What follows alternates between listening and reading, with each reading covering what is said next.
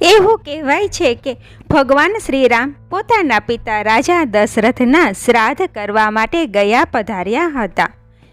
વાલ્મીકી રામાયણમાં એવી કથા છે કે પિંડદાન માટે રામ અને લક્ષ્મણ સામગ્રી લેવા માટે બજારમાં ગયા હતા.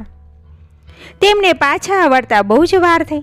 જ્યારે પિંડદાનનો સમય આવ્યો ત્યારે દશરથજીનો આત્મા સીતાજી સમક્ષ ઉપસ્થિત થયા અને પિંડ માગવા લાગ્યા. તેથી સીતાજી વિચારમાં પડી ગયા કે હવે શું કરું.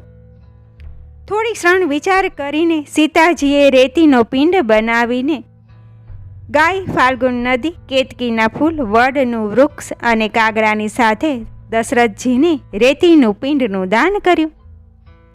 રામ લક્ષ્મણ જ્યારે પાછા ફર્યા ત્યારે સીતાજીએ જણાવ્યું કે તેમણે દશરથજીને પિંડનું દાન આપી દીધું છે.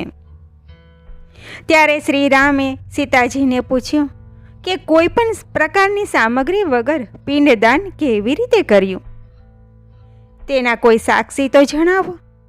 ત્યારે સીતાજીએ ગાય, નદી, વડ અને કાગડાને સાક્ષી પુરાવા કહ્યું, પરંતુ વડના વૃક્ષને બાદ કરતા બધાએ સાક્ષી પુરાવાની ના પાડી. ત્યારબાદ સીતાજીએ દશરથ રાજાનું ધ્યાન કર્યું. દશરથ રાજાનો આત્મા ફરીથી પ્રગટ થયો અને જણાવ્યું કે સીતાજીએ રેતીના પિંડનું દાન કર્યું છે.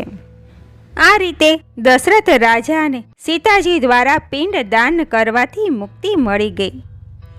ગયાધામ બિહારની રાજધાની પટનાથી લગભગ 100 કિલોમીટર દક્ષિણમાં આવેલું છે. એવી માન્યતા છે કે તેના દ્વારા જે પણ દાન કરવામાં આવે તો 7 પેઢીઓની પિતૃઓને મોક્ષ મળે છે. તો બોલો શ્રી રામ ભગવાનની જય, પિતૃદેવની જય.